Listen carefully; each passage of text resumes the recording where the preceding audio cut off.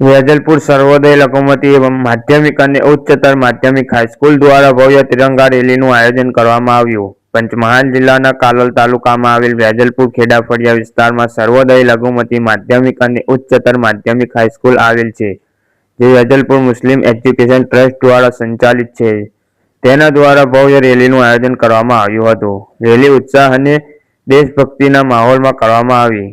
આ ભવ્ય રેલીના આયોજનમાં શાળાના તમામ વિદ્યાર્થીઓએ ઉત્સાહભેર ભાગ લીધો હતો।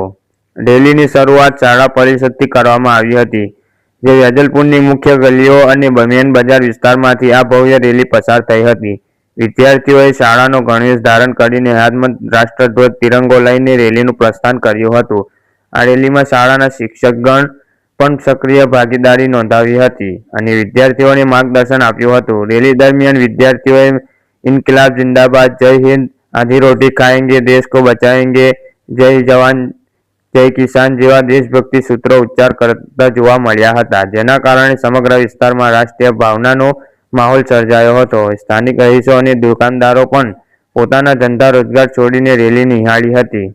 વિદ્યાર્થીઓના આ દેશભક્તિભર્યા કાર્યક્રમને બિરદાવ્યો હતો।